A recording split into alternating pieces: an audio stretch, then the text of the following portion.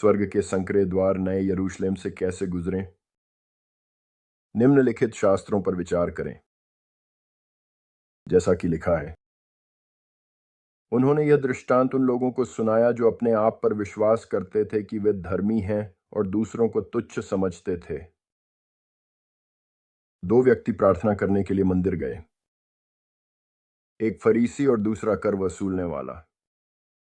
फरीसी अकेले खड़ा होकर इस प्रकार प्रार्थना कर रहा था, हे भगवान, मैं आपका धन्यवाद करता हूं कि मैं अन्य लोगों की तरह नहीं हूं, चोर, बदमाश, व्यभिचारी या यहां तक कि इस कर संग्रहकर्ता की तरह। मैं सप्ताह में 2 बार उपवास करता हूं। मैं अपनी सारी आय का 10वां हिस्सा देता हूं। लेकिन कर वसूलने वाला दूर खड़ा होकर स्वर्ग की ओर देखने की भी हिम्मत नहीं कर रहा था, बल्कि अपनी छाती पीटते हुए कह रहा था, हे भगवान, मुझ पापी पर दया करो। मैं तुमसे कहता हूं, यह व्यक्ति अपने घर गया धर्मी ठहराया गया बजाय दूसरे के, क्योंकि जो लोग स्वयं को ऊंचा उठाते हैं वे नीचा किए जाएंगे, लेकिन जो लोग स्वयं को नीचा करते हैं वे ऊंचा किए जाएंगे। लूका 18:9-14। यह अगला शास्त्र जानना और समझना बहुत महत्वपूर्ण है, क्योंकि कई लोग इस स्वर्ग के संकरे द्वार में प्रवेश करने की कोशिश करेंगे। नया यरूशलेम जीवन के बाद यीशु के साथ पवित्र पवित्र स्थान। लेकिन यीशु की ओर से इस बारे में एक चेतावनी है जो इस प्रकार है, जैसा कि लिखा है, यीशु एक शहर और गांव के बाद दूसरे में गए। जैसे ही वे यरूशलेम की ओर जा रहे थे, उन्होंने शिक्षा दी। किसी ने उनसे पूछा, प्रभु, क्या केवल कुछ ही लोग बचाए जाएंगे? उन्होंने उनसे कहा, संकरे द्वार से प्रवेश करने का प्रयास करो, क्योंकि मैं तुमसे कहता हूं, कई लोग प्रवेश करने की कोशिश करेंगे और सक्षम नहीं होंगे। जब घर का मालिक उठकर दरवाजा बंद कर देगा और तुम बाहर खड़े होने लगोगे और दरवाजे पर खटखटाने लगोगे कहते हुए, प्रभु, हमारे लिए खोलो, तब जवाब में वो तुमसे कहेगा, मैं नहीं जानता कि तुम कहां से आए हो। तब तुम कहना शुरू करोगे, हमने तुम्हारे साथ खाया और पिया और तुमने हमारी गलियों में शिक्षा दी। लेकिन वह कहेगा, मैं नहीं जानता कि तुम कहां से आए हो। मुझसे दूर हो जाओ, तुम सब बुरे काम करने वाले।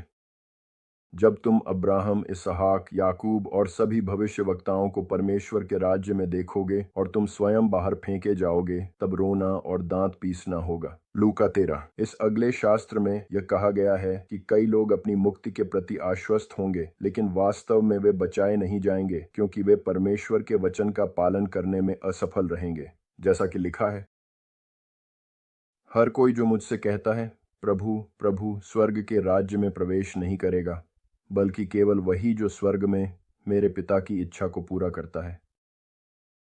उस दिन कई लोग मुझसे कहेंगे, प्रभु प्रभु, क्या हमने आपके नाम में भविष्यवाणी नहीं की और आपके नाम में दुष्ट आत्माओं को नहीं निकाला और आपके नाम में कई शक्तिशाली कार्य नहीं किए? तब मैं उन्हें घोषित कर दूंगा, मैंने कभी तुम्हें नहीं जाना। मुझसे दूर हो जाओ, तुम बुरे काम करने वाले। मैथ्यू 7। जैसा कि लिखा है, निम्नलिखित पर विचार करें। यदि धर्मी के लिए बचना कठिन है, तो अधर्मी और पापियों का क्या होगा? 1 पतरस 4। मेरे मित्र, अनंत काल हमेशा के लिए है और हमें किसी भी समय अनंत काल के लिए बुलाया जा सकता है। कोई नहीं जानता कि हमें कब बुलाया जाएगा।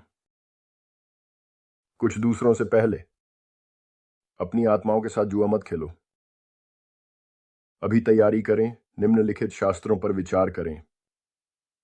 अंतिम न्याय के बारे में समझने वाली पहली बात यह है कि इसे टाला नहीं जा सकता। लोगों का एक बार मरना तय है और उसके बाद न्याय का सामना करना। इब्रानियों 9:25। फिलहाल हमारा भाग्य हमारे अपने हाथों में है। हमारी आत्मा की यात्रा का अंत या तो एक अनंत स्वर्ग में होगा या एक अनंत नरक में।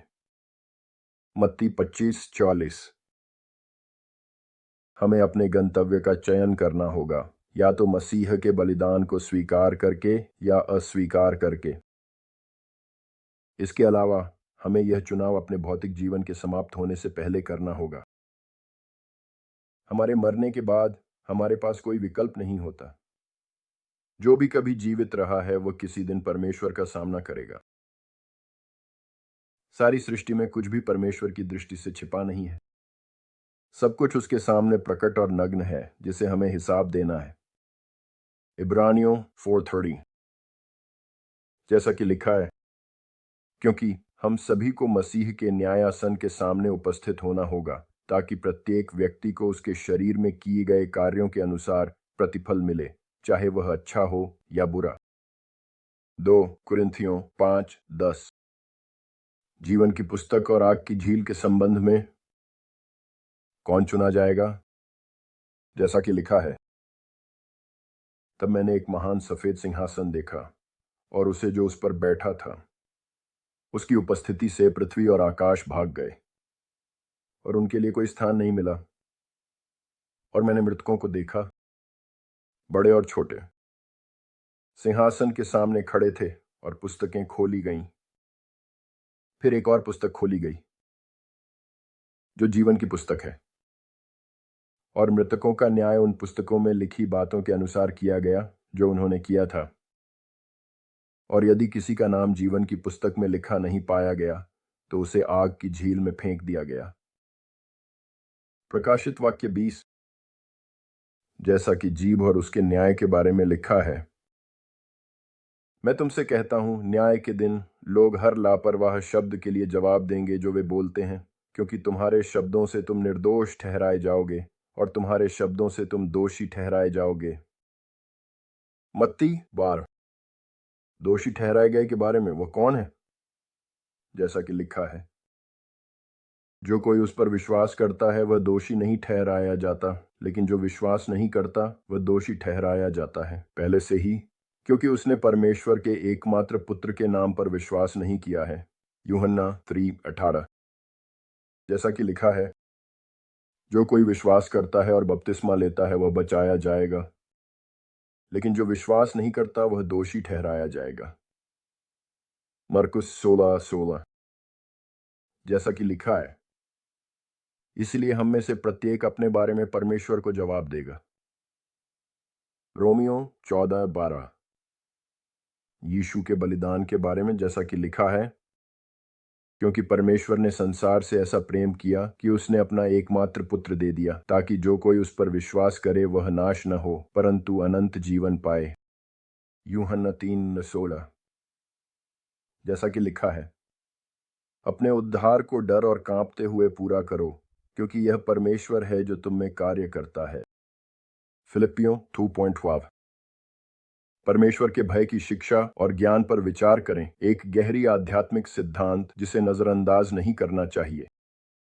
परमेश्वर के भय की शिक्षा एक गहरी आध्यात्मिक सिद्धांत है, ध्यान दें, जिससे मनुष्य डरता है वह उस पर आता है। जैसा कि अय्यूब की पुस्तक में लिखा है, वह इस प्रकार कहता है, जैसा कि लिखा है, जिस चीज से मैं डरता हूं वह मुझ पर आती है, और जिससे मैं भयभीत हूं वह मुझ पर घटित होती है।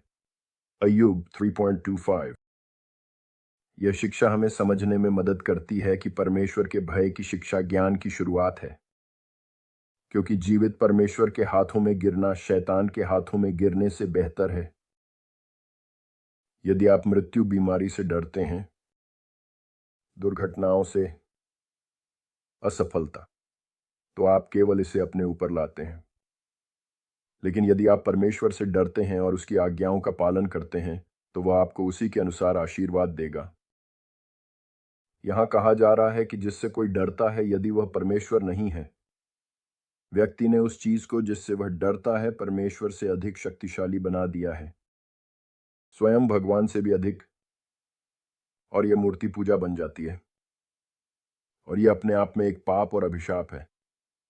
ध्यान दें, परमेश्वर से डरें, न कि बीमारी, असफलता, मृत्यु से। जैसे कि आप परमेश्वर के अलावा किसी और से डरते हैं, आप स्वयं को शापित करते हैं। इससे कोई फर्क नहीं पड़ता कि आप इसे अज्ञानता में करते हैं, क्योंकि परमेश्वर का कानून निष्पक्षता के साथ काम करता है, चाहे कोई इसे जानता हो या नहीं, जो मानवता को आपकी शास्त्र का अध्ययन करने के लिए कहता है। मेरे मित्र, हमें परमेश्वर से डरने के लिए बुलाया गया है, क्योंकि जिससे हम डरते हैं हम उसके अधीन हो जाते हैं। यदि हम बीमारी से डरते हैं तो हम बीमारी के अधीन हो जाते हैं। यदि हम परमेश्वर से डरते हैं तो हम परमेश्वर के अधीन हो जाते हैं। जिससे मनुष्य डरता है वही उसे नियंत्रित करता है।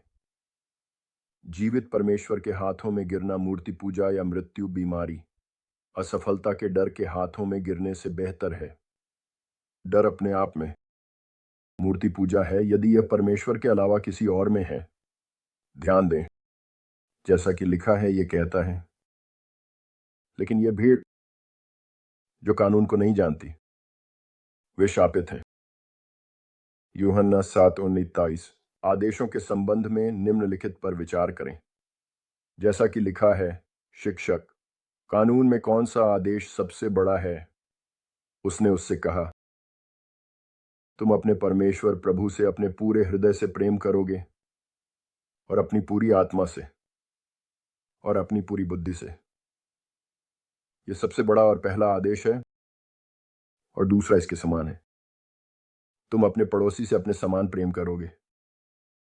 इन दो आदेशों पर पूरा कानून और भविष्यवक्ता आधारित हैं। मत्ती 5:30। इसके अलावा निम्नलिखित पर विचार करें, जैसा कि लिखा है, वे जो मेरे आदेशों को रखते हैं और उनका पालन करते हैं वही मुझसे प्रेम करते हैं, और जो मुझसे प्रेम करते हैं उनसे मेरा पिता प्रेम करेगा और मैं उनसे प्रेम करूंगा और अपने आप को उन्हें प्रकट करूंगा। यूहन्ना 14। उस डर के संबंध में जो परमेश्वर का नहीं है। अपने मन को यीशु की स्तुति से भरें, बिना रुके, चाहे जितना समय लगे, 1 घंटा या कई घंटे। लेकिन निश्चिंत रहें, यह आएगा यदि आप हार नहीं मानते उन आवाज़ों के संबंध में जो आपके मन में हैं और जो अपवित्र हैं। समझें कि कोई भी आवाज़ या संकेत जो अपवित्र हैं वे दानवीय हैं और आपको नष्ट करने की कोशिश कर रहे हैं। दानव आपके विचारों की नकल कर सकते हैं, आपके शब्दों की। इसलिए जब दानवीय आपको बुरे विचारों से प्रभावित करने की कोशिश करते हैं तो आपके अपने विचार भी आपकी तरह ही लगते हैं। संकेत, अपने मन को स्तुति से भरें। यीशु और जाने कि यह आप नहीं है, बल्कि दुष्ट आपको धोखा देने की कोशिश कर रहा है, लेकिन अब आप जानते हैं। एक उद्धार मंत्री के रूप में हम इन विचारों का उपयोग दानवीय को आदेश देने और उन्हें हटाने के लिए, सतह पर लाने के लिए करते हैं। दुष्ट आत्माओं के उद्धार के संबंध में दुष्ट आत्माओं को केवल और केवल यीशु के नाम से हटाया जा सकता है। ऐसे लोग हैं जो यीशु के नहीं हैं जो इसी तरह कर सकते हैं, लेकिन यह आपकी आत्मा पर एक शाप छोड़ देगा और वे यीशु का उपयोग नहीं कर रहे हैं। वे आत्माओं, अवतारहीन या दानवीय का उपयोग कर रहे हैं। आध्यात्मिक और शायद शारीरिक रूप से भी एक उपचार हो सकता है, लेकिन यह गंभीर परिणाम के बिना नहीं होगा, यहां तक कि आपकी आत्मा के लिए भी। इसमें मत फंसो, क्योंकि यह जादू टोना है। माध्यमिकता, आत्माओं का उपयोग, और यह आपकी आत्मा को अनंत काल तक शापित कर देगा, क्योंकि यह भगवान के लिए एक अपवित्रता है, जैसा कि लिखा गया है। शामान, मानसिक, माध्यम, आध्यात्मिकता, जादू टोना, जादूगरी, भविष्यवाणी, गुप्त विद्या, नया युग, भूतों का शिकार, भूतों से बात करना, मृत या किसी भी प्रकार का संचार आपकी आत्मा को शापित करेगा। सारांश में, उन लोगों के लिए जो अनंत काल में पवित्रता के माध्यम से इसे बनाना चाहते हैं, अपनी आत्मा की जिम्मेदारी लें। किसी और पर निर्भर न रहें। बाइबल पढ़ें, रोजाना प्रार्थना करें, खुद को और जिसने आपको चोट पहुंचाई उसे माफ कर दें। न्याय, क्षमाशीलता की कमी, क्रोध को न पकड़ें। हर सुबह अपनी जीवन और आत्मा को यीशु और मार्गदर्शन के लिए समर्पित करें। नियमित रूप से चर्च जाएं। सैक्रामेंट्स का बार बार सेवन करें। ईश्वर की आज्ञाओं और वचन का पालन करें। जब असफल हों तो पापों का पश्चाताप और स्वीकार करें। अपने बच्चों को भी यही सिखाएं। हर भोजन पर प्रार्थना करें। हर भोजन को यीशु के नाम में आशीर्वाद दें। यीशु से प्रार्थना करें कि वह आपका मार्गदर्शन करें और आपके परिवार का भी, ताकि आप संकीर्ण द्वार से गुजर सकें और एक लंबी उम्र के लिए और एक धन्य जीवन के लिए ईश्वर की महिमा हो। सर्वोच्च में आपकी यात्रा पर आशीर्वाद।